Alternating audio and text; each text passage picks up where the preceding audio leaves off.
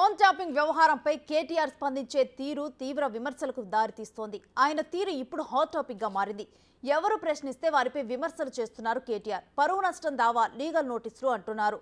అటు ట్యాపింగ్ నిందితులు BRS supreme ఆదేశాలతోనే పనిచేస్తామని చెప్పడంతో ఆయన మాటలు రోజు రోజుకు మారుతూ ఉండటం చర్చనీయాంశంగా మారింది.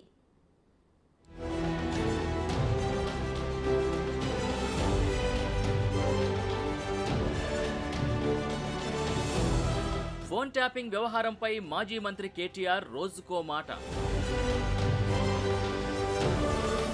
అసలు ట్యాపింగే జరగలేదని బుకాయించిన కేటీఆర్, ఒకరిద్దరి ఫోన్లు ట్యాప్ అయి ఉండవచ్చని మరో మాట. ట్యాపింగ్ చేసింది అధికారులు, మాకేం సంబంధమని ఇంకో మాట. ట్యాపింగ్ జరిగింది నిజమేనని చెప్పకనే చెబుతున్న కేటీఆర్, ట్యాపింగ్ వ్యవహారంపై ఎవరు మాట్లాడినా ఎందుకు ఉలిక్కి పడుతున్నారు? ట్యాపింగ్ వ్యవహారంలో బీఆర్ఎస్ కేసీఆర్ పేర్లు బయటపడుతున్నాయని భయమా? ఫోన్ ట్యాపింగ్ వ్యవహారంపై మాజీ మంత్రి రోజుకో మాట మారుస్తున్నారు.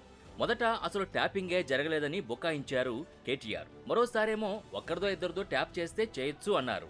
ఇప్పుడేమో ట్యాపింగ్తో మాకేం సంబంధం, అది అధికారులు కదా చేసేది అంటున్నారు. అక్కడితో ఆగకుండా ట్యాపింగ్ పై మాట్లాడిన అధికార పక్ష నేతలపై ఏకంగా లీగల్ నోటీసులు ఇచ్చేందుకు సిద్ధమయ్యారు.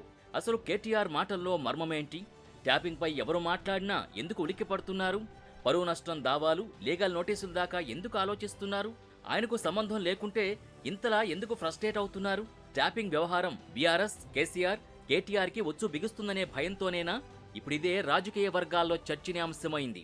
పంపించమనండి, తప్పేముంది. ఆయన మైక్ పట్టుకొని ఇష్టం ఉన్నట్టు మాట్లాడి రేవంత్ రెడ్డి గారిని పబ్లిక్గా తిట్టి అదొక జోక్ అనుకొని నవ్వుకుంటూ ఏంటో పిచ్చి పిచ్చి జోకులు వేసాడు. ఆ జోకులు కూడా మీకు తెలుసు, నేను నోటితో చెప్పలేనటువంటి జోకులు.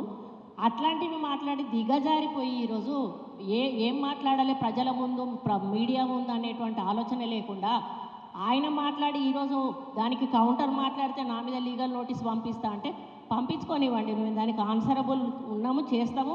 మేము ఎక్కడా కూడా తప్పు మాట్లాడలేదు. ఆయన ఇచ్చిన దానికి కౌంటర్ మాత్రమే మేము మాట్లాడడం జరిగింది.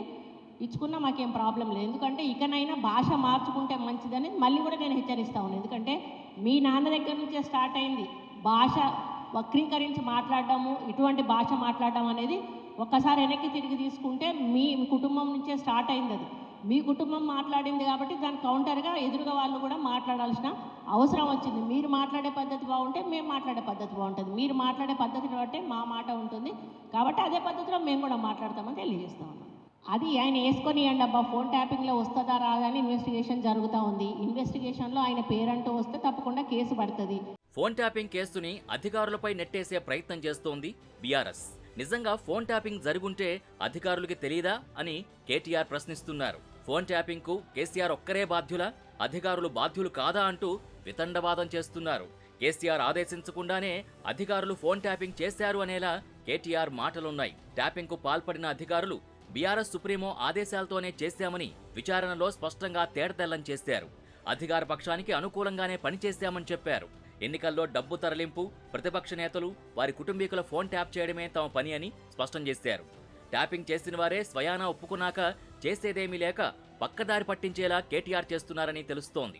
ఫోన్ ట్యాపింగ్ చేసుకుంటూ ఈరోజు ఎంతో మంది హీరోయిన్లు అటువంటి వాళ్ళు కూడా బ్లాక్ మెయిల్ చేసి కొంతమంది అధికారులను ఈరోజు బలి చేసి వాళ్ళ ఉద్యోగాలు పోయి జైళ్ళకు పోయేటువంటి పరిస్థితి తీసుకొచ్చిండు. మరొక పక్క కాళేశ్వరం మేడిగడ్డ కట్టి మరి మీరు మొత్తానికి కాళేశ్వరాన్ని మేడిగడ్డను కూడా ఈరోజు కూల్చాలా, ఏం చేయాలో తెలియనటువంటి పరిస్థితుల్లో మీరు వదిలిపెట్టిపోవడం అనేది చాలా బాధాకరం. మరి ఇటువంటి పనులన్నీ మీరు చేసి కాంగ్రెస్ రాగానే ఈరోజు కష్టకాలం వచ్చింది, కాలం కావట్లేదు అని చెప్పి మాట్లాడుతూ ఉన్నారు. తీరా చూస్తే కేటీఆర్ అధికారులపైనే మొత్తం ట్యాపింగ్ నేరం నెట్టేస్తున్నారు. శివధర్ రెడ్డి, మహేందర్ రెడ్డి, రవిగుప్తా, సజ్జనార్ సహా చాలా మంది అధికారులు అప్పుడు ఇప్పుడు ఉన్నారని, మారింది ప్రభుత్వమే గాని అధికారులు కాదని కేటీఆర్ వాదిస్తున్నారు. ఫోన్ ట్యాపింగ్ పై 2004 నుంచి విచారణ జరిపించాలని అంటున్నారు. 10 ఏళ్ల పాలనలో తాము చేసిన అక్రమాల్ని కప్పిపుచ్చేందుకు కేటీఆర్ కొత్త స్ట్రాటజీని తెరపైకి తీసుకొస్తున్నారు. ఎలాగైనా ట్యాపింగ్ వ్యవహారాన్ని తప్పుదోవ పట్టించాలని భావిస్తున్నట్టు తెలుస్తోంది. అధికారులు మారలేదు, ప్రభుత్వం మారింది, పార్టీ మారింది. ఇదే శివధర్ రెడ్డి ఈరోజు ఇంటెలిజెన్స్ డీజీ అనుకుంటే ఇప్పుడు ఆయన, ఆనాడు ఇంటెలిజెన్స్ ఐజీగా ఉన్నారు కేసీఆర్ గారి గవర్నమెంట్లో. ఈరోజు టీఎస్పీఎస్సీ చైర్మన్గా ఉన్న మహేందర్ రెడ్డి గారు ఆనాడు రాజశేఖర్ రెడ్డి గారి గవర్నమెంట్లో ఇంటెలిజెన్స్ ఐజీ, ఆ తర్వాత మా ప్రభుత్వంలో డీజీ, హైదరాబాద్ సిపి. మరి ఈరోజు డీజీపీగా ఉన్న రవి గుప్తా గారు ఆనాడు హోమ్ సెక్రటరీ. వీరందరూ కూడా మరి ఈరోజు మా మీద చేసే ఆరోపణలు కానీ, ఇష్టం వచ్చినట్టు ఇచ్చే లీకులు కానీ, మాట్లాడుతున్న మాటలు కానీ, ఆ రోజు అధికారుల ప్రమేయం నిజంగానే జరిగింది అనుకుంటే ఒక్క నిమిషం, ఈ అధికారులకు ఎవరికి తెలియదా? వారెవరు బాధ్యులు కాదు, ఒక కేసీఆర్ గారు మాత్రమే బాధ్యుడు అనే లైన్లో ఇవాళ ఏదైతే లీకులు ఇస్తున్నారో లీకు వీరుడు, నేను అడుగుతా ఉన్నా. మరి మహేందర్ రెడ్డి గారు, శివధర్ రెడ్డి గారు, రవి గుప్తా గారు, ఇంకా చాలామంది ఉన్నారు, సజ్జనార్ గారు అన్నాడు ఎస్ఐబి చీఫ్, వీళ్ళందరూ ఉన్నారు. మరి అధికారులే మారలేదు కదా. ఫోన్ ట్యాపింగ్ నేను డిమాండ్ చేస్తున్నా ఈ ప్రభుత్వాన్ని, మీకు చిత్తశుద్ధి ఉంటే 2004 మొదలుపెట్టు. ఫ్రస్ట్రేషన్ పీక్స్లోకి వెళ్ళాక కేటీఆర్ మాటలు అవధులు దాటినట్టు కనిపిస్తోంది. ఎవరు మాట్లాడితే వారిపై విరుచుకుపడుతున్నారు. ఫోన్ ట్యాపింగ్ వ్యవహారంలో తనపై ఆరోపణ చేసిన మహిళా మంత్రి కొండా సురేఖపై వివాదాస్పద వ్యాఖ్యలు చేశారు. ఏకంగా తాట తీస్తానంటూ దారుణంగా మాట్లాడి ఆ తర్వాత తన ఉద్దేశం అది కాదంటూ సర్ది చెప్పుకునే ప్రయత్నం చేశారు. ఆయన తీరుపై మహిళా బీసీ సంఘాల నేతలు మండిపడుతున్నారు. నీతులు ఇతరులకు చెప్పడానికేనా, మీకు వర్తించవా అని ప్రశ్నిస్తున్నారు. కేటీఆర్ తన స్థాయి కంటే దిగజారి మాట్లాడడంపై అసహనం వ్యక్తం చేస్తున్నారు. నాకు ఎలాంటి ఇల్లీగల్ వ్యవహారాలతో నాకు సంబంధం లేదు. ఫోన్ ట్యాపింగ్ అని చెప్పి లీకు వీరుడు రేవంత్ రెడ్డి గారు పాపం డైరెక్ట్గా ప్రెస్ కాన్ఫరెన్స్ పెట్టే దమ్ము లేదు, డైరెక్ట్గా ఆధారాలు ప్రజల ముందు పెట్టే దమ్ము లేదు, ఏముందో విషయం ఎవరికి తెలియదు. పోలీస్ రిమాండ్లో ఉన్న వాళ్ళకి కూడా ఫోన్లకు వెళ్ళి మీకు లీకులు వస్తాయి. ఈయన లీకు వీరుడు. మరి ఈ లీకు వీరుడు ఏదో కష్టపడి నా క్యారెక్టర్ అసాసినేషన్ చేయాలనే ప్రయత్నంలో చాలా బలంగా ఉన్నాడు. ఎవరో హీరోయిన్లను నేను బెదిరించిన అంటది ఆ మంత్రి. ఆమెకు నెత్తుందా లేదా నాకు తెలియదు. నాకు అంత కర్మ ఏంది, నాకు ఈ దిక్కుమాలిన పనులు చేయాల్సిన పరిస్థితి ఏంది, నాకు ఎలాంటి ఫోన్ ట్యాపింగ్ వ్యవహారంతో నాకు ఎలాంటి సంబంధము లేదు. ఈ అడ్డమైన మాటలు ఎవరైనా మాట్లాడితే, చెత్త మాటలు ఎవరైనా మాట్లాడితే వారు మంత్రి అయినా ముఖ్యమంత్రి అయినా తాట తీస్తాము, లీగల్గానే చూసుకుంటాం. తాట తీస్తామంటే మళ్ళీ మీరు ఇదే యూట్యూబ్లో తమ్మునీళ్ళు పెట్టి తాట తీస్తామన్నాడు, ఈయనకు అహంకారం ఎక్కువ అని చూపెడకూరి. అదే వినండి, తొందరపడకండి. తప్పకుండా లీగల్గానే ఎదుర్కొంటాం, న్యాయపరంగానే ఎదుర్కొంటాం. మాకు ఎవరిని బెదిరించాల్సిన అవసరం కానీ, ఎవరిని ట్యాపింగ్ చేయాల్సిన అవసరం కానీ లేదు. ఎవరు మాట్లాడితే వారిపై పరువు నష్టం, లీగల్ నోటీసులు అంటూ మాట్లాడుతున్నారు. మంత్రి కొండా సురేఖ, కాంగ్రెస్ ఎమ్మెల్యే ఎన్ఎం శ్రీనివాసరెడ్డితో పాటు కేకే మహేందర్ రెడ్డికి లీగల్ నోటీసులు పంపారు. ఫోన్ ట్యాపింగ్ కేసులో తనపై తప్పుడు ఆరోపణలు చేశారని కేటీఆర్ ఆరోపిస్తున్నారు. వారంలోగా క్షమాపణ చెప్పకపోతే పరువు నష్టం దావా వేస్తానని నోటీసుల్లో కేటీఆర్ పేర్కొన్నారు. తప్పు చేయనప్పుడు కేటీఆర్ నోటీసుల దాకా ఎందుకు ఆలోచిస్తున్నారు?